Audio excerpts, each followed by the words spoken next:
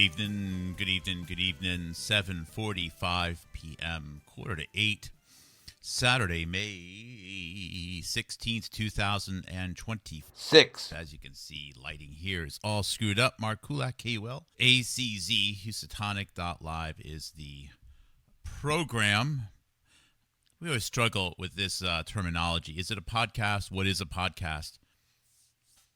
Podcast is simply a delivery vehicle. It's a format. I'm an analyst. I was an engineer. I have a degree in computer engineering, which is very hard to get anymore. Most people who are in the computer industry right now have degrees in computer science. I had a degree in computer engineering. Actually, one of the last year. Was it the last year? I think it was the last year. University of Connecticut offered computer engineering. After that, it went over to the School of Liberal Arts. Go figure. And, ever since, I guess you know the drill from there. And was an engineer. I worked in the tech industry for 23 years.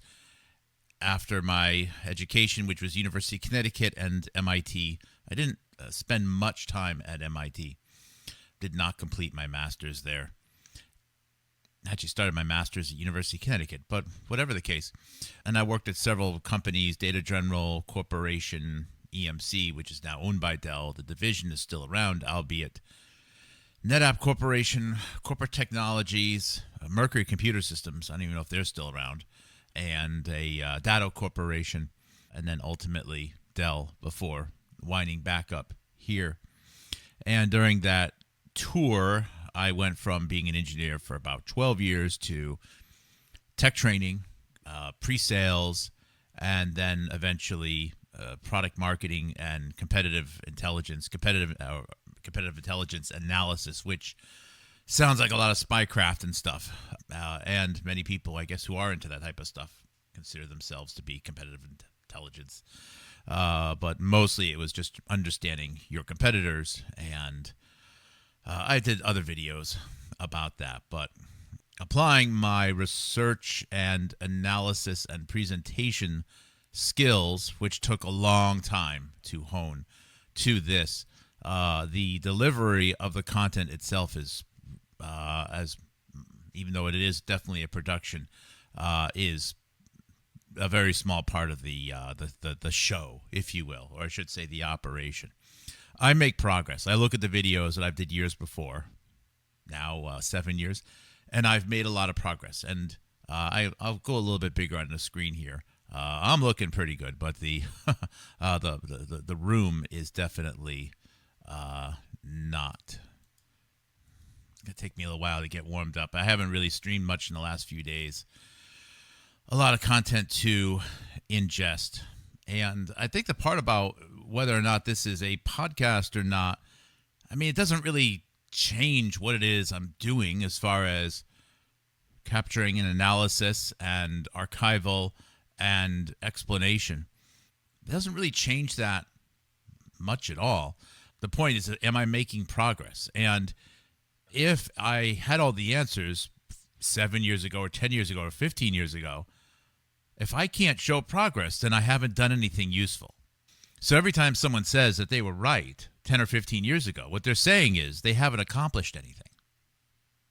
You should be showing progress. You should be looking back and going, man, I wish I understood this. I had that wrong. It took a lot of time to get here. You know, you should show progress. Otherwise, you're wasting everybody's time. And you're screwing people out of funding and savings and an opportunity to fund other people who could actually do things to save lives. But that's just me being the idealist, I suppose.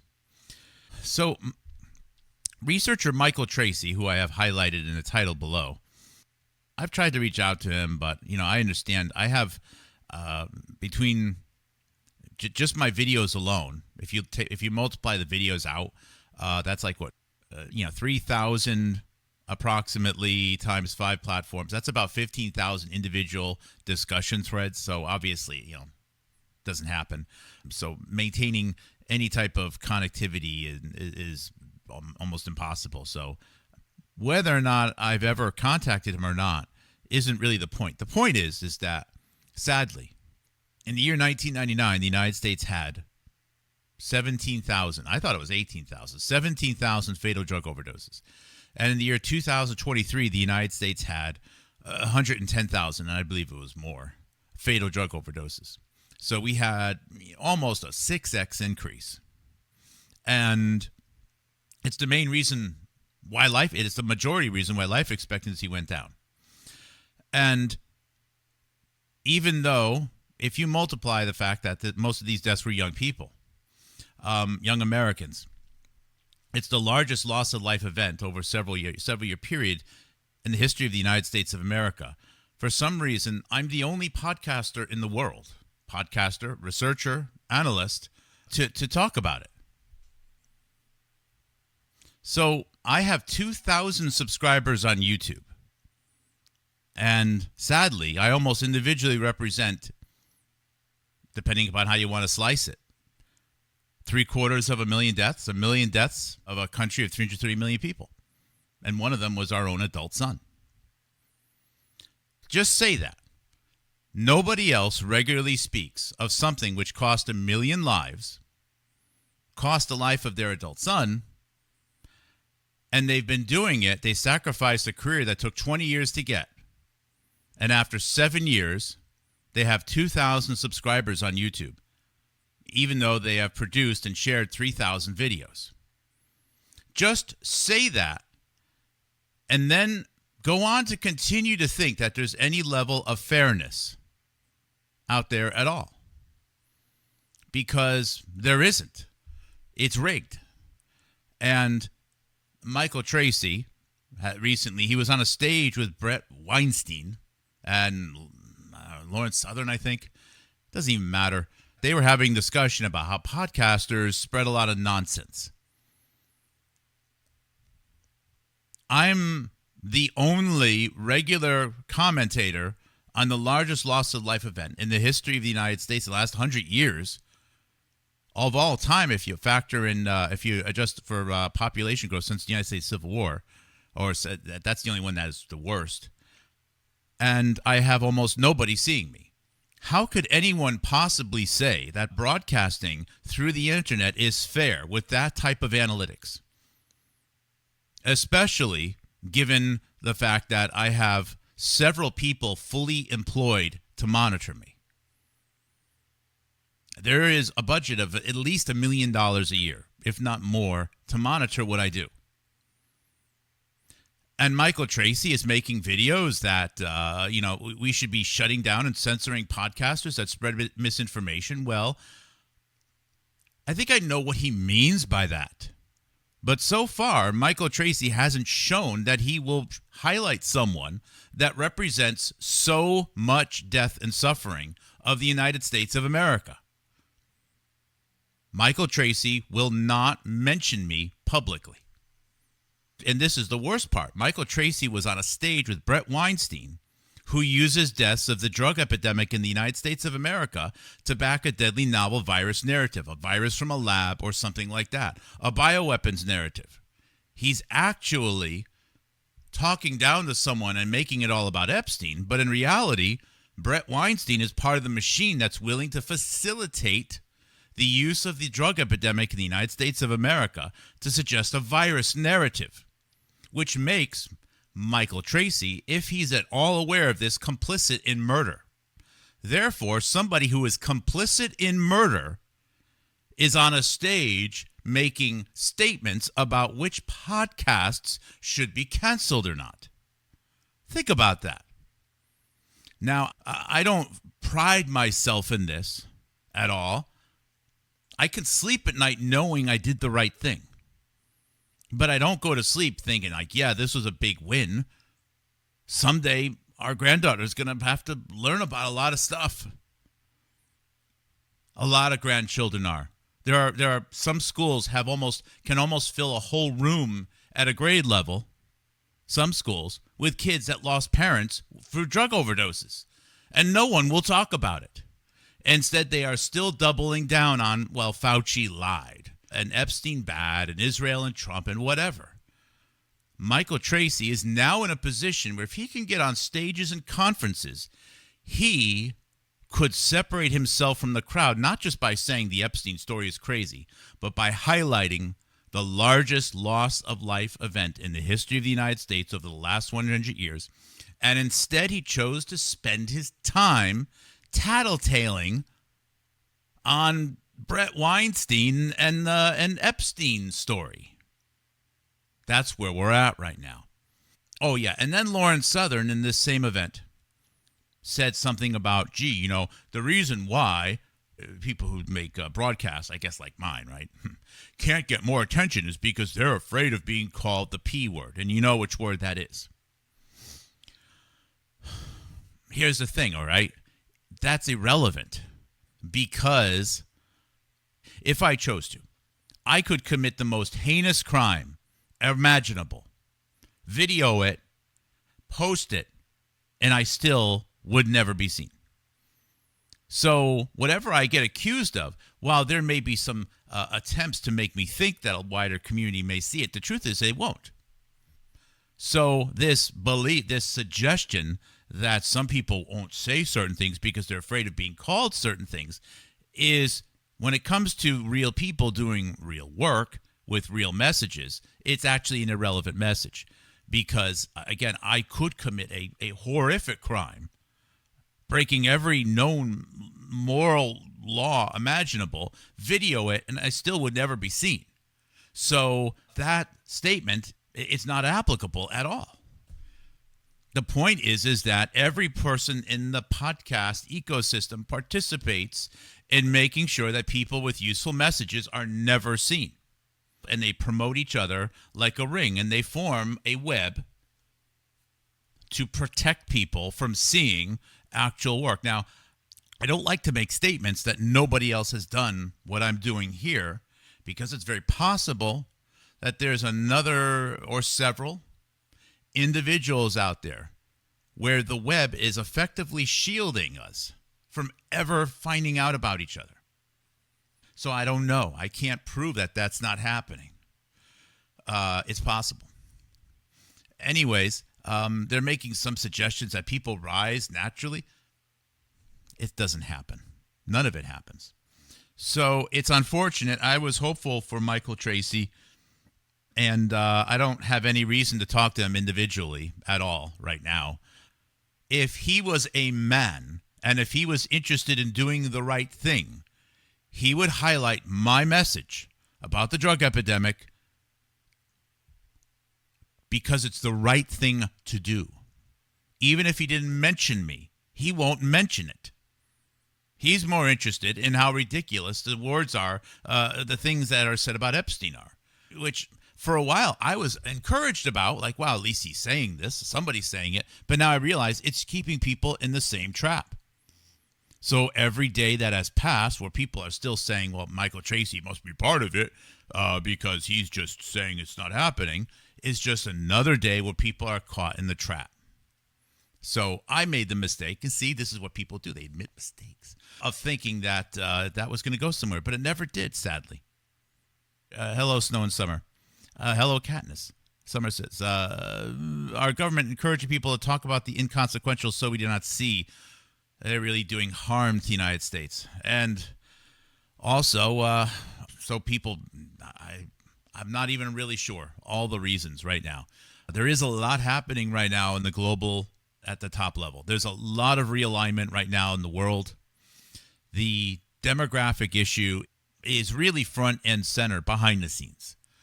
Which countries are aging out? Which countries have a lot of young labor for the next 15 to 40 years? These issues are getting a lot of visibility behind the scenes at the meetings that really count, and no one is really giving them any visibility.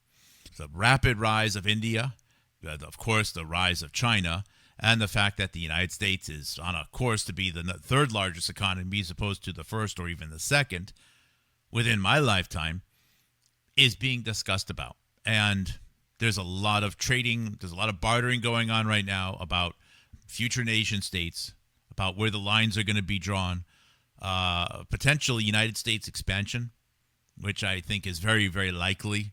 I think that you'll see a lot of merging within the Americas. There's a lot of things happening right now, but none of it can get any visibility. The demographic situation which led to this situation is an unmitigated catastrophe and beyond words. I don't have the capability to describe how bad and how tragic that is, and the decisions that were made to lead to that. However, I don't necessarily believe that it's all bad things now happening to mitigate the situation, but no one's talking about it because people have very incomplete worldviews.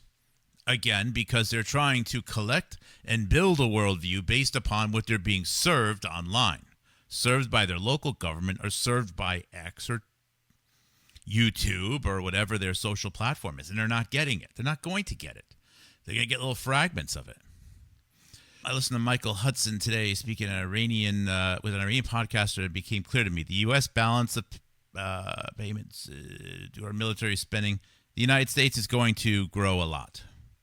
I dropped a fact the other night. If the United States, Canada, Mexico, Brazil, Venezuela, and all 38 nations, which is in North America, South America, and the Caribbean, I believe including Cuba, were to merge, we would still have 300 million less people than India. So the possibility of major expansion of the United States within the Americas, I think, is very likely. And if you were to think about the U.S. military, if the U.S. military is this dark force around the world, and it has the good and it has the bad, okay? But if you think it's this dark force, as many people suggest, roll with that. If they're the dark force, if they're the dark hand, if they have all the power and all the weapons and whatever, are they really just going to roll over and play dead because America didn't have enough kids? They're going to encourage the U.S. government and the powers within the United States to do what's necessary to keep the machine going.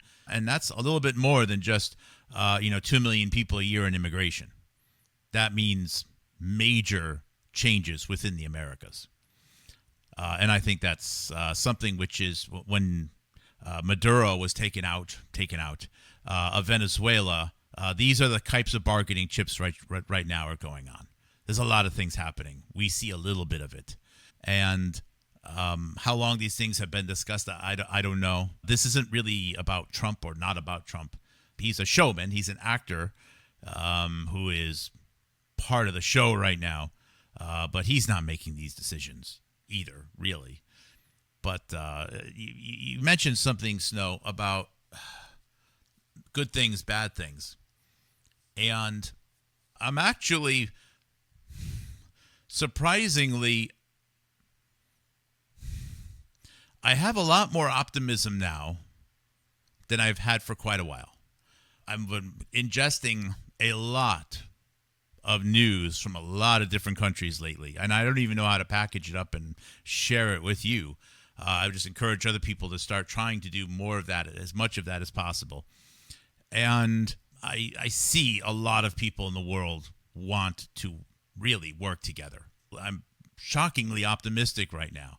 I feel very positive about, and I know a lot of it's ceremonial, the Trump visit to China, but I'm feeling there's a lot of constructiveness happening in spite of these horrible tragedies that have just happened within the United States. But America is not going to be able to find its way out of a wet paper bag unless we become aware that I think right now the media landscape within the United States is terribly soiled. And I don't mean just the mainstream media. I mean the fact that our especially what we think is alternative and independent media, this media that the Michael Tracey's are speaking about, is heavily influenced by India. And I don't mean to just say it so bluntly, but let's just face it, it is. Between the United Nations, connections with the old British Empire, and India, the largest workforce in the world right now, which tends to have a lot of tech-savvy people and is clearly going to be aligned with India, has a unrecognized, underestimated, outsized impact of the United States of America. Most Americans right now are viewing the world and getting their influence from India. China can't do it because of their language barrier. A lot of Americans are either house poor. Most Americans don't have a lot of money. Some Americans have a lot of money. Most Americans don't, which is why the vast majority of the conservative or populist, whatever you want to call it, sphere within the United States is almost universally aligned on multiple things, including China is bad, Trump is owned by Israel, Trump invades Iran because he has an ego, and the United States has no future. They're all aligned on all of these things. And they, generally speaking, will never, ever say India. They just won't say it. There's a blackout in the United States on having effective discussion about India. And India, we're not talking Libya here. We're not talking Lebanon. We're talking 20% of the world and what is now currently the world's largest population and what is charging into the future will be the world's second largest economy soon. This is India. They have multiple offices within the United States government. I believe India, as part of their United States influence, played a big role in driving the opioid epidemic in the United States of America. Most fentanyl precursors come out of or through India. And most people in the United States are not allowed to hear about this. It's a blackout. You can hear about the H-1B issue, but even that's misleading because people from India have by far the highest earning of any demographic in the United States of America. By far. I saw it was like 30-40% more than a typical white or Caucasian family, 50% more than an average black family, or 60% more even. It's not even close. Even the Chinese people are struggling.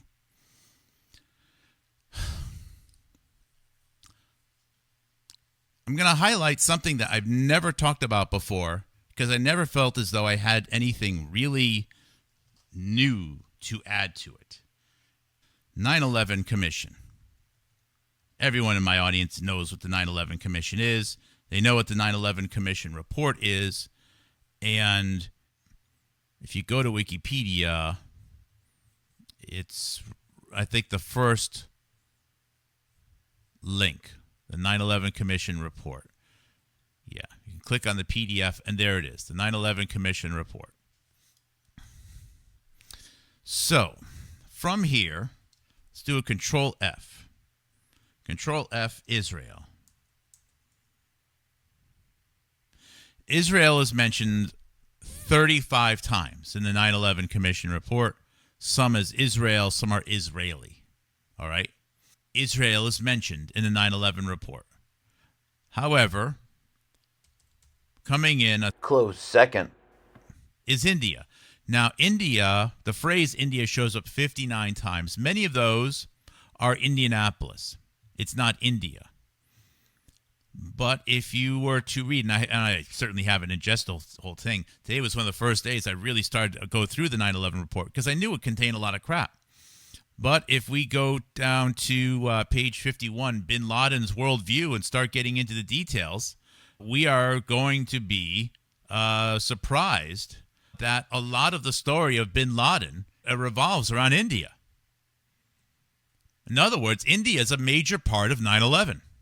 India is. And every attempt has been made to say it's nothing but Pakistan and Israel and Saudi Arabia and Iraq. India is a major part. The terrorist attacks which killed people in India, bombings in India. If you look at the journalists that were killed, such as Daniel Pearl, they were in India before going to Pakistan and getting killed. If you look at the products, such as the DNA vaccines that they were going to be testing on the U.S. military, where the plasmas were made by Vical Corporation. Vical was started by an Indian national. India, if you look at the death of Jesse Gelsinger, which is a big part of 9/11. It happened beforehand, But that's Inder Verma controlling that narrative from India and his little trusty sidekick, the agent of India, Robert Malone. Taking place in the Windber Cancer Research Center, which was set up by Richard Verma, an associate, I suppose, at the time of Robert Malone, who went on to become ambassador to India.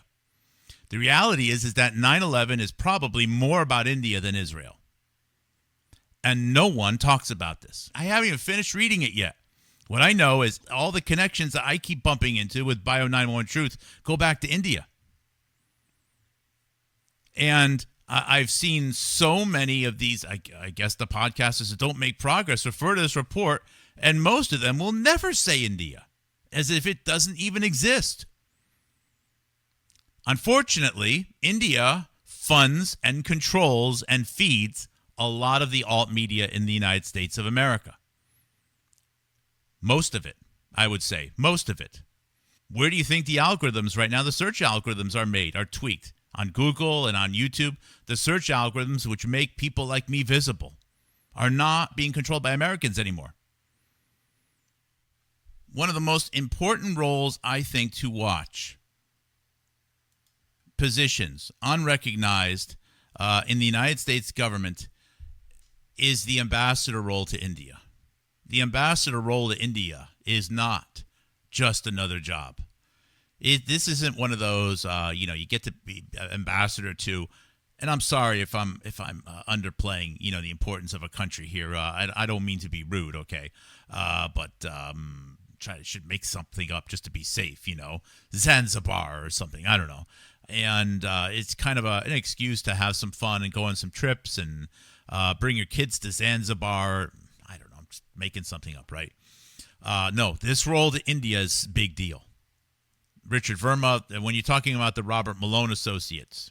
Oh, not only did Robert Malone work with one ambassador, but again, as I said on my show, when he was doing the famotidine trials for COVID-19, he was doing those in collaboration with the daughter of one of the other prime ministers of India, P.V. Narasimha Rao, who is responsible for bringing India into the IMF. So Rao's youngest daughter is in the United States and is a head at Beloit Hospital, and Robert Malone collaborated with her and her team regarding COVID-19 trials for COVID-19. And remember, most of the data that it was a lab leak out of China came from India. That's right. Almost all the data came from India. So it's an India-driven virus narrative, and the certainty that it was definitely a virus that came out of China was reinforced by podcasters who are paid with Bitcoin and PayPal and Patreon and other anonymous sources online, most of which was probably laundered somehow and came from India. This COVID-19 narrative, I believe, for the most part, was out of India, and it was to ensure U.S. weakness, and it was also to ensure very specifically a negative view of China for going forward in the future. This is the international espionage. It doesn't really make a difference to Israel if there was or wasn't a virus or where it came from or not or whatever. India is the major player here. And no one will talk about it. Nobody. India doesn't even exist. Tim Pool says there's an H-1B issue. Well, that's nice. That talk about a softball that doesn't accomplish anything. And if you think that there was no virus, well, then how did we have excess deaths? We had excess deaths because we had protocols that were driven by the same people in the podcast sphere, as well as a drug epidemic where most of the fentanyl precursors come from India. And now we have our NIH director, Jayanta Bhattacharya, was for a while even running the CDC, the biggest supporter of agent of India, Robert Malone, who won't even recognize the fact that the United States had a drug epidemic. As I showed in a video short I did last night, posted only on YouTube, how is it possible that the United States had a 6x increase in fatal drug overdoses per year between the years 1999 and 2023, going from 17,000 a year to 110,000 plus a year? And The bought and paid podcasters were all there to say they did the math, like Jessica Rose, who works in India and Israel, and it doesn't show any signs it has anything to do with drug epidemic. And then they go on to laugh and, where it's ridiculous. But this is where we're at. Anyways, the United States ambassador India role is critical. You can learn so much. And the way that they operate does not always go along party lines. So you have to let go of the Democrat-Republican thing, okay? The fact that Condoleezza Rice has been so involved for over 20 years right now, 25 years, managing and participating in the United States relations with India, and knowing that Condoleezza Rice was an understudy and someone that Joshua Lederberg admired, made me realize, okay, this is right. We're definitely on the right path here. I don't think she was ever ambassador, but she was, United States Secretary of State. Okay. So here's a video here. I'm just going to play it for a little bit. This is on May 27th, 2020. The video contains a researcher or a podcaster or something like that, political consultant in India. And the man that's being interviewed is Robert Blackwell. Robert Blackwell was the United States ambassador to India at the time of 9/11. And he was ambassador to India, I think, twice. He left and then even came back for a while. I didn't know what to make of him, especially the fact that he was assigned in the role in the Bush administration. Now, the Bush administration stated flat out that the future of the United States was going to be depending upon the United States' relationship with India. That's kind of a strong endorsement that this matters, and no one will talk about it. They didn't say the future of the United States depends upon how well the United States gets along with Kuwait or the UAE or Georgia or Sweden or Morocco or South Africa or Australia or Indonesia or Brazil or Canada or Mexico or the other 198 nations. No, they said India. So I didn't know how Robert Blackwell would and the character of the regional politics respond all seem here. To be poised for a big structural shift. And there's been talk about the extant world order, the current world order coming to a close. And what the COVID-19 crisis has done is really to accelerate. And I may play this more. I mean, I barely played it at all so far. You see how Robert Blackwell, everything's changed right now. He does something that I can't stand, is that he paints the United States in a very weak and a very poor light. Even as a retired ambassador, you're a backstabbing person if you say that your own country is not good and failing. So he's definitely ticking me off there. But they go on to, he's very clear. India is the future. The United States isn't. India is more of the future than the United States. Like, why are you saying that? The other one I wanted to highlight was, and Henry Kissinger was huge on the India relationship. So here's an interview from, I think it's 2009 or 2010 on NDTV, which is an India news station. If U.S. is hit, there is a price to pay. So this is almost 18 years ago. 9/11 commissioner, and it's interviewing this guy here, and his name is Tim Romer. Now, Tim Romer was also an ambassador to India, but before then, he was a United States representative, a Democrat, in the state of Indiana. Also, fun fact, Tim Romer's uncle was with the FBI and was involved in breaking up the very same casino skimming operations that are documented in the movie Casino. In fact, if you want to read books about the skimming operation and about how Tony the Ant, played by Joe Pesci, was part of some hit squad, you're going to be reading the works of his uncle. So odd that it was the pro-India, but Armenian Kirkukorian that took over and basically owned Nevada for a while. Because we're supposed to believe that Harry Reid, the senator in Nevada, had his life threatened by Tony the Ant or some nonsense like that. But I'm starting to think that most of that was just a hoax backstory to get people pissed off at the Italians and not realize that this major casino skimming operation was about fueling money for the future Armenian India empire. I think Harry Reid lied about being threatened to be killed. And I think that a lot of what we see in the movie Casino is just another freaking hoax, which is probably misrepresented by Whitney Webb, who writes books where she mentions Israel at a frequency of 1,000 to 1 relative to India, in spite of the fact that India has 120 times as many people. But again, Romer was on the commission, 9/11 commission. And then you really have to start thinking. It's like, wait a second here. So on the 9/11 commission, we had ambassadors to India. You betcha. In fact, the main person that was going to run a 9/11 commission was Henry Kissinger. He said he was a conflict of interest. He was probably America's premier diplomat with respect to India. Oh, that's right. The executive director of the 9/11 commission, Phil Zelikow, is oddly a character in a book that came out on September 9th, 2001 about biological warfare. And then from there on, you start going down the list.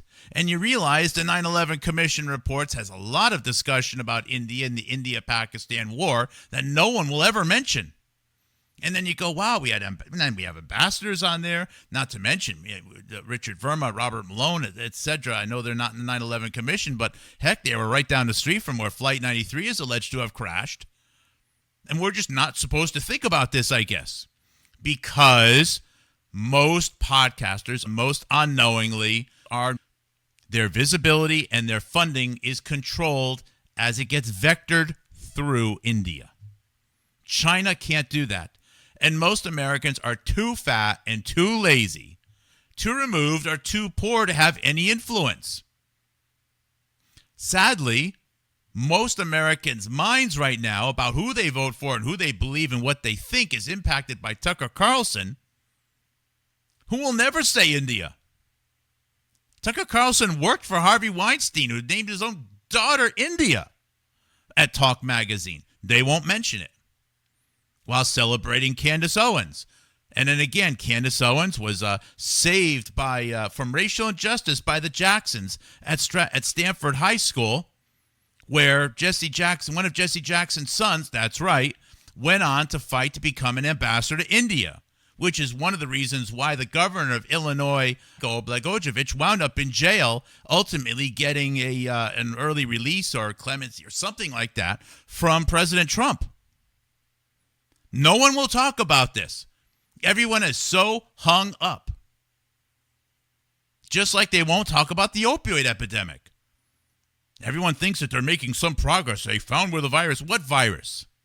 What virus? Because if you remove how people were killed with protocols, which started with lung injuries via supplemental oxygen, if you remove the opioid epidemic, if you remove an expected increased rise in all-cause mortality, you start factoring those things out. You're like, well, how many people are left to have died from just the virus? And you quickly realize, even if the virus existed, it's a negligible number. So why talk about it? If everyone in New York City died one day and someone says it's a comet, and then you realize that, well, the comet just hit one house and everyone else died of food poisoning somehow, why would you still be talking about the comet? But no, that's exactly what's still happening here. Anyways, the 9/11 report, the 9/11 commission, 9/11 commissioners, and ambassador to India are all kind of one and the same thing. They're in the same soup. And then here we are. This is right at the beginning of the pandemic, where we have the ambassador to India at the time of 9/11, Blackwell, talking to somebody in India basically about the failure of the United States. So I'm just going to let it play for a few minutes just to give you a little taste of what I had to listen to last night while accelerate the trying to trends that sleep. are already visible in the last few years. So that's what we're going to talk about. And to discuss these new trends in the world, we have Ambassador Robert Blackwell with us today. Ambassador Blackwell does not need an introduction to the Indian audiences. Anybody familiar with Indo-US relations will say there was a period before Blackwell and there's been a period after Blackwell. That actually his ambassadorship in Delhi during 2001, 2003 was really a moment when the fundamentals have changed. And I think those who see the new heights that the relationship has reached today will not know how difficult it was 2 decades ago to get this going. But here we are. But Ambassador Blackwell is more than a former ambassador to India. He's served in the US administrations in a variety of capacities. He's taught and has been part of many leading American universities. And he's currently the Henry Kissinger Senior Fellow at the US Foreign Policy at the Council on Foreign Relations. He's also a distinguished fellow at the Kissinger Center at the Johns Hopkins School of Advanced Studies in Washington. Thank you, Ambassador, for joining us today. I know it's very early in Washington.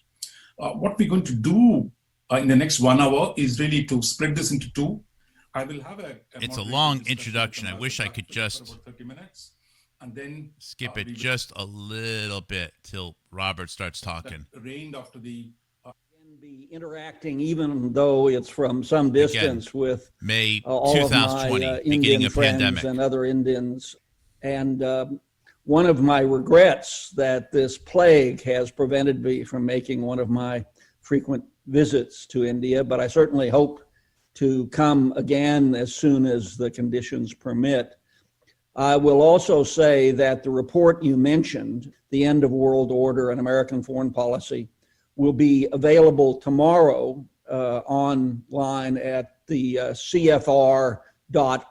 So he's promoting a Council of Foreign Relations report about the end of the world order as defined by American policy. He's offering it now with a smile after working at the Kissinger Institute, and now we're about to talk and boast about the incredible opportunity for India in the new world after the sad failure of the United States and China. CFR.org, so those of you who want to have a look at it. Now, world order. That is a term that, of course, is frequently used by folks who write about international relations and policy, almost always without a definition. So Tom Wright from the Brookings Institution and I sought to define the term. And in doing so, we fell back to perhaps the greatest living expert on world order, Henry Kissinger. And let me say how Kissinger defines world order. And I have to keep saying it. Henry Kissinger was the person they wanted to run the 9/11 Commission, where the executive director was a prominent name in a book by Judith Miller. Remember, her dad worked for Kirk Kerkorian out in the casinos in Las Vegas. Just saying. Where at least one person, possibly 2 of the commissioners on the 9/11 Commission were ambassadors to India. And the 9/11 report prominently talks about the role of India and Pakistan and bin Laden. And we're supposed to just think it was, the Ehud Barak and Israel wanted, Epstein and some shit? Really? Let's just keep on going. He began defining it in his first book, A World... Henry Kissinger, who was a big part of the discussions with China, and I don't know how much he encouraged them. It's hard to believe that China just accepted it. So they must have been sold pretty hard for a long period of time of dramatically reduced growth rate, which does play a part in China's current economic health because they had a tremendous boom to their workforce, less future to invest in. It did play a part in China making a big boom, but now, forever and ever, for the next 200-300 years, India is going to have a massive demographic advantage over China. Thanks to that very same Henry Kissinger, who did not push a one-child policy on India. Stored about the period after the Napoleonic Wars, and continued all the way up to much more recently in his book, World Order. World order has two conditions. The first is a rough balance of power among the major nations in the world.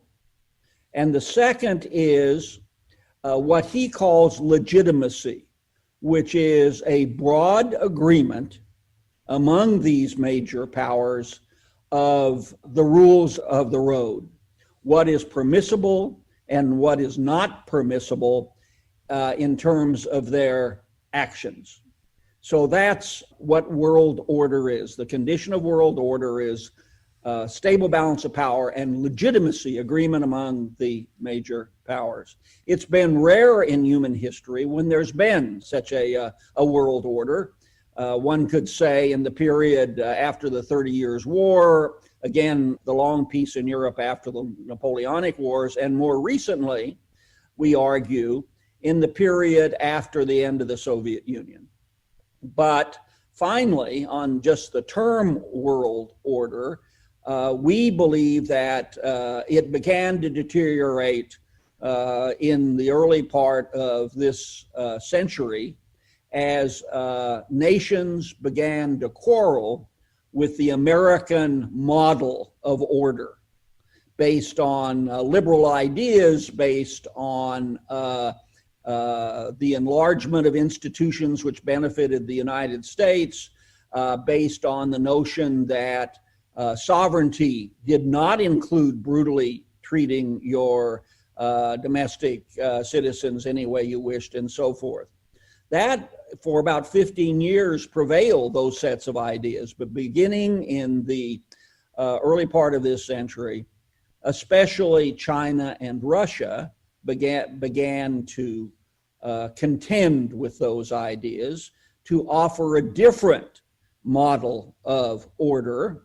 And so now, just to conclude this opening definitional segment, there are a variety of concepts of world order. There's the American concept, which one might also call the Western concept of order. There is the Chinese concept of order, which is, as we know, very different from the Western. There's the Russian, which in some ways is slightly different from the Chinese, and so forth. I suppose there's an Indian concept of order, international order, and its place in it, perhaps consistent with the term strategic ambiguity.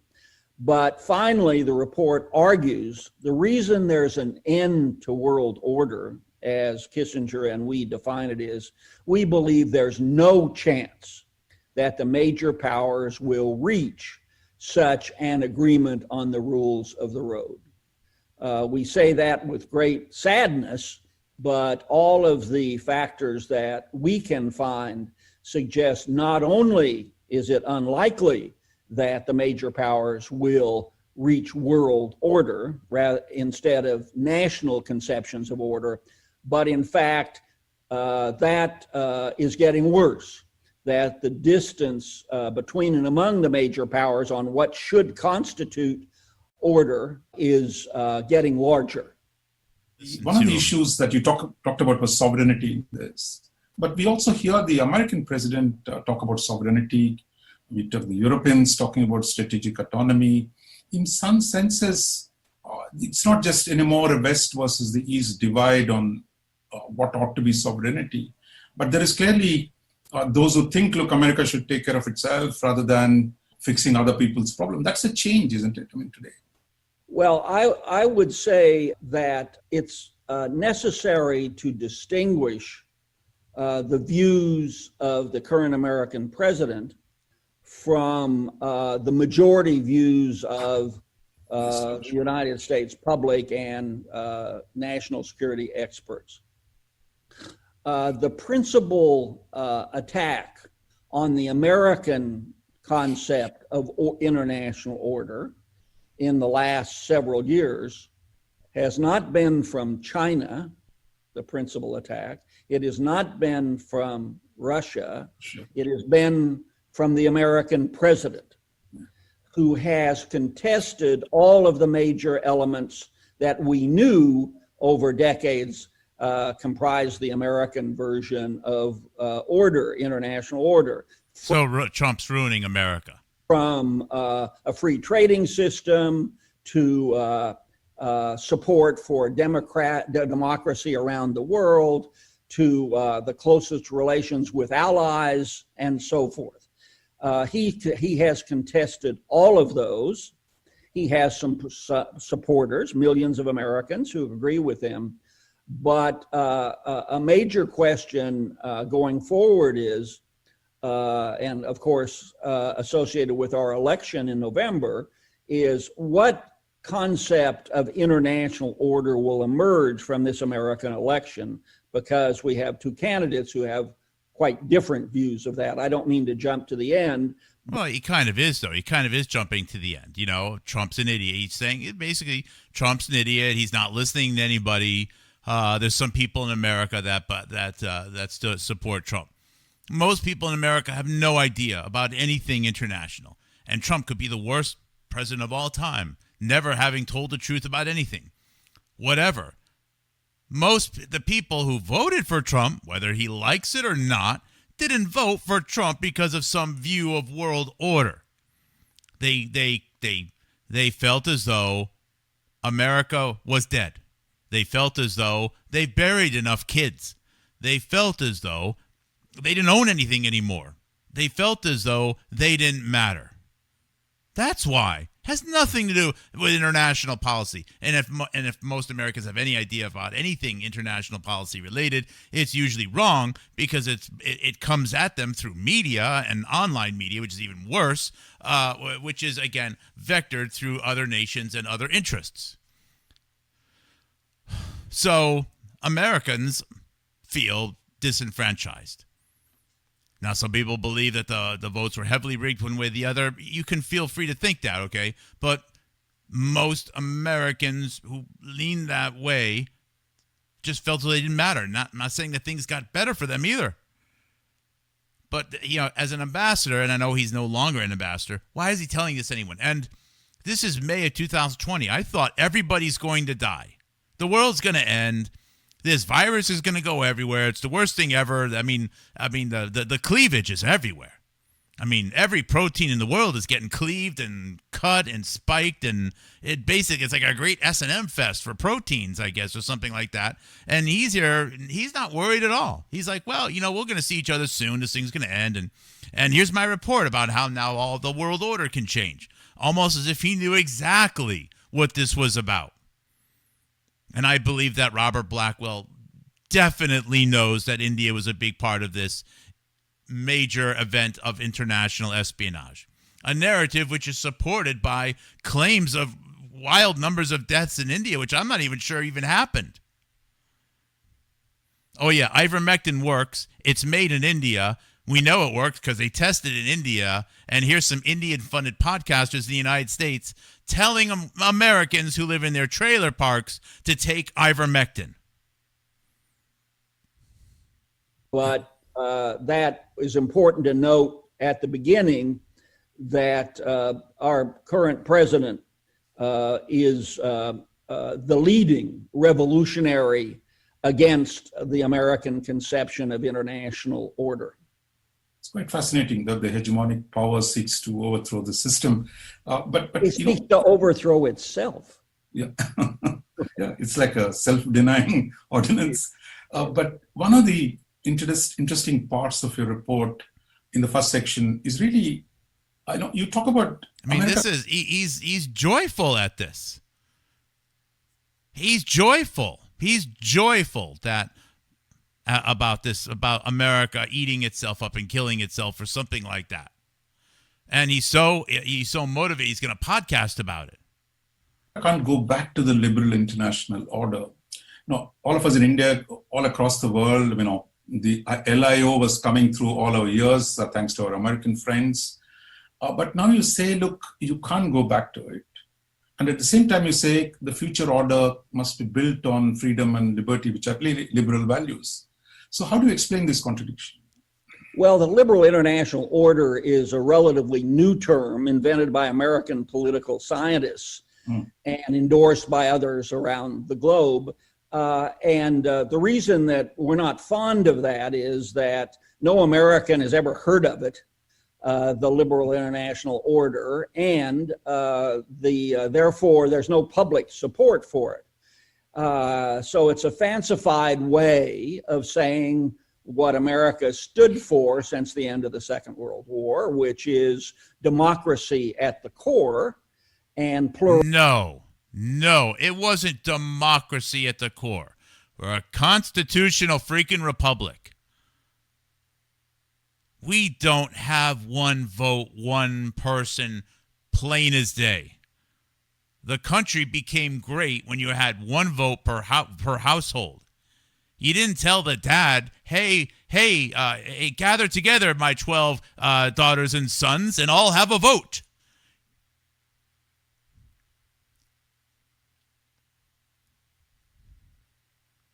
It was a constitutional republic which had a vision of protecting the liberties of its citizens.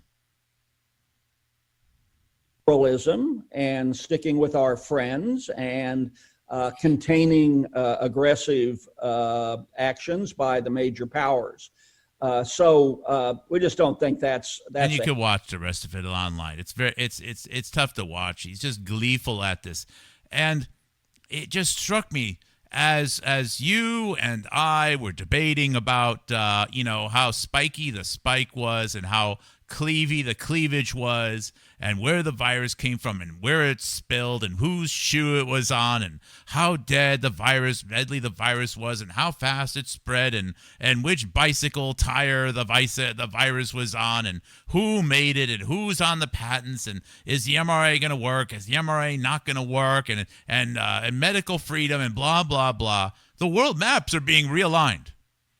And most of these maps are like, well, the United States screwed up, and it's democracy, so whoever moves there runs it, basically. That's very advantageous. If you're India, that means that all you need to do is move 15 to 25 million people strategically in the United States, and then you own the United States. And you can you can destroy the United States' relationship with China, which is your only real competition in this venture, by making sure that most Americans believe that Americans were killed by China via opioids and with an engineered virus. And guess what? Most of the evidence, if not all the evidence, that there was an engineered virus from China came from India. And guess what? Most of these fentanyl precursors come through India. And guess what? We can't get any visibility about this in the United States because we have an Indian national running the National Institutes of Health. Our main speaker against of truth, Robert Malone, is connected with India 10 ways to Sunday. And most of our social media runs through India. And now we have Tucker Carlson and the rest of the podcasters, the Whitney Webbs and everyone else who will not even say India. It's not even part of the conversation. They don't even exist. Can't you see it? The recent Trump visit to China has actually put me into a state where I'm feeling more optimistic than I have in a long time. I am willing myself to be positive about the possibilities here. Positive about thinking, about being constructive. I see a lot of opportunity for the United States, the Americas, China, South Asia, India, to all build and thrive together. How can anyone deny that possibility? And I believe some steps have been taken recently to make that possible.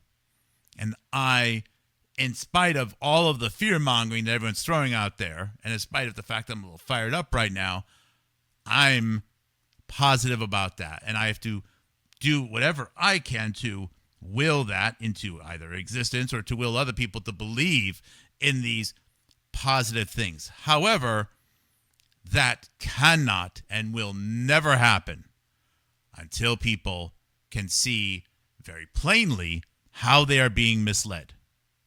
It can't happen. We need to have some transparency here, a lot more transparency. Trump is making, the other day was his statement, President Trump, of United States doesn't need oil from Iran. Well, and who does? And he listed off 8 countries, and he didn't mention India. So Trump's doing it too. Even our own president right now. But clearly, this war in Iran isn't really about Iranians, somebody in Iran, killing protesters. It's not about, the fact that you're going to have a nuke or whatever. No, this is something way bigger. And while we were all distracted with a pandemic that really did kill people, this is what was being thought of. I've heard it, and they just throw around, no, the New World Order, and they say it was something they're talking about at that conspiracy events or whatever, Bohemian Grove. But no, it's not a Bohemian Grove thing. It's at the Kissinger Institute. It's with the ambassadors, the key ambassadors, such as, Blackwell wasn't involved in it. Again, he's retired by this time. But these things are happening. But they weren't happening where we weren't being told where the action really was. So when you look there, there's a New World Order. Look at what happened at Bohemian Grove, and you look at that, and it's nothing but conspiracy nonsense. But no, it really was. It really was on the agenda. It's still happening. That's why Modi right now is all over the place in Europe. That's why China. That's why Trump was just in China. That's why all of these. Look, and if you don't think it's the biggest thing, one more video here. You're going to be terrific in India. India, as you know, is quite literally on the front line against Chinese expansion. The U.S. and India are both the only swearing-in ceremony that dressed in black and baseball cap Erica Kirk went to was for Sergei Gore, the current ambassador to India. The Charlie Kirk story is also wrapped up in India. Every single piece of evidence, which anyone, and I mean anyone, has shown that Charlie Kirk was going to be assassinated, and there was evidence ahead of time. Every single solitary piece of evidence, happened after Charlie Kirk made comments about the United States refraining from military action or involvement with the conflict of India and Pakistan. 100%, and no one will mention that. And then one of his good friends is now the current ambassador to India. Even the Charlie Kirk assassination is wrapped up in it. The odds that everything I just said is that way out of a coincidence, it's impossible. It's impossible. Let's listen to it. Acutely threatened by Chinese expansionism. President Trump and Modi undeniably respect each other and have signaled again and again that the United States and India are natural allies. Nevertheless, our relationship with India is far from perfect. We're natural. We are? I mean, I hope we are. We're good allies. I want to be allies with everyone. But why? Why is the United States naturally aligned with India but not with China? Why?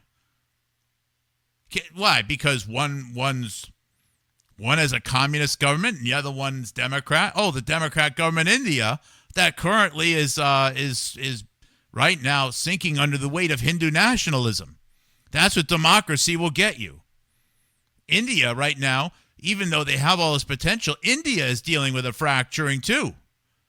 And the fracturing is happening because of the strength of Hinduism and the Hindutva in India.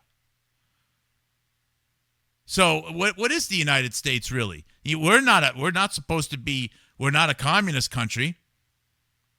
The United States is supposed to be a country where we have liberties that are protected and we enjoy being whatever we are or being whatever. Different religions, different races mixing. The United States is different than both of these countries. Why should we be the natural ally of one and the natural enemy of the other? That's a so stupid. And I can't stand the fact that Cruz is even talking like that. You've talked about that in several different ways today in your testimony in response to questions. And this is about, it's the top priority of America to pull India away from China. Why? So one of the most important geopolitical factors is the relationship between India and China and how the United States is going to influence it. And it involves a guy who just happened to be a DJ friend and sleepover friend of Charlie Kirk in the only ceremony that Erica Kirk went to. It's just a coincidence. It's not just a coincidence. And as I dig into this, I'm starting to wonder if the pandemic, it's the big part of the pandemic wasn't just getting the new medicine out, although I believe that hurdle was something that had been foreseen as a challenge for several decades. But it was also finally an excuse to launch extraordinary changes or secure extraordinary changes in how the United States views its relationship with the rest of the world, but in particular with India and China, as well as smearing China on the global stage. If China created something in a laboratory that killed, 50 million people, whatever, well, they should be smeared. But if they didn't, then they shouldn't be.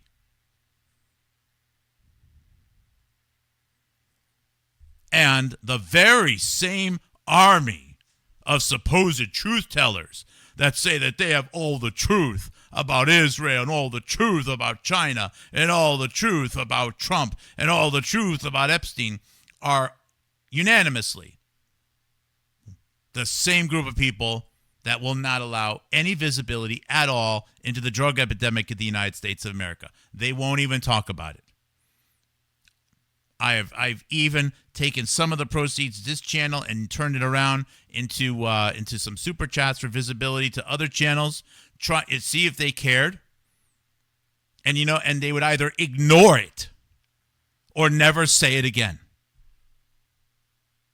Because it's a military operation. It's why I represent 1 million deaths, have 2,000 YouTube subscribers over the course of 7+ years, even though I have 3,000 videos produced. Several hundred of those are just shared, albeit, although very hard, across 5 different platforms. And one of those 1 million deaths was our son, who leaves behind his own daughter. And I have 2,000 subscribers. There is no way at all to suggest that the algorithms work at all based upon that. This Dre redheaded girl is going to have 1 million views and be on Tucker Carlson probably within 3 weeks because she has such worldly knowledge about the Trump ballroom and how that's going to bring back the revelations is going to be, achieved through the Trump basement or some shit. But here we are. So, I live adjacent to one of the largest Indian populations in the United States. They are regular people like us. They might be, but unfortunately, in the United States, they vote 95%, 98% Democrat.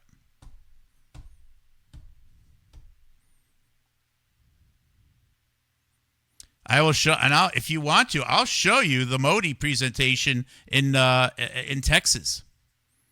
It was from 2019. It was. I think it was in Houston. 55,000 people, not American flag in sight, talking Hindi. And I'm like, where does this come back to help me?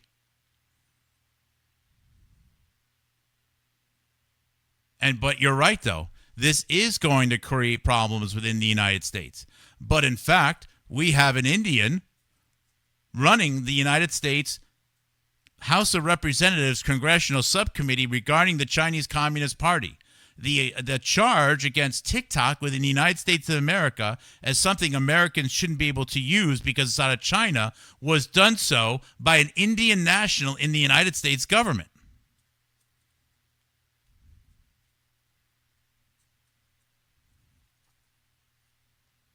So, here we are. The data is what the data is. If someone wants to say that it's just a typo, that we really don't have this particular situation, that India really isn't a prominent actor, as stated in the 9/11 Commission, that's we have multiple connections between Indian ambassadors and the with the 9/11 Commission itself, that we don't have the executive director of the 9/11 Commission in the Germs book, that we don't have agents of India such as Robert Malone running the COVID-19 response, that there is a legitimate explanation for why no one mentions the drug epidemic in the United States of America, and people are allowed to rise and get millions and millions of views, even though they deny the role of the drug epidemic with dropping life expectancy, whereas the one and only one American who has regularly spoken about it has only 2,000 subscribers on YouTube. If there's a legitimate explanation for that, other than the fact that the system is rigged and the analytics are controlled and the visibility is being manipulated by a foreign power or by agents within the United States, let me know.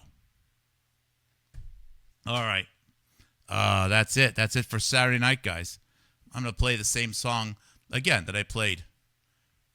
Why not? Because I just love this. Love you. Take care.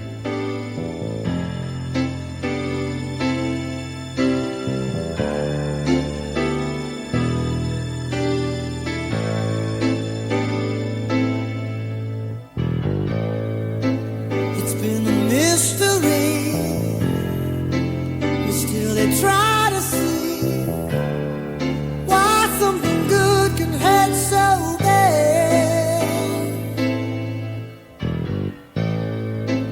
Caught on a one-way street, a taste of bittersweet. Love will survive somehow, some way. One love feeds the fire, one heart burns desire, one love who's crying now. Two hearts born to run, who'll be the lonely one? One love who's crying now.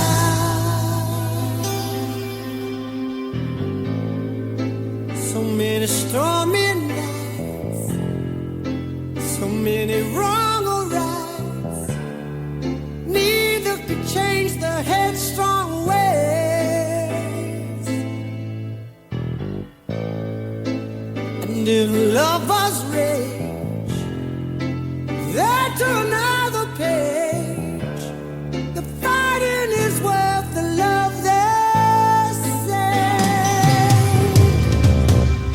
One love feeds the fire, one heart burns desire, one love who's crying now. Two hearts born to run, who'll be the lonely one? One love who's crying now. Only so many tears you can cry till the heartache is over, and now you can say your love will never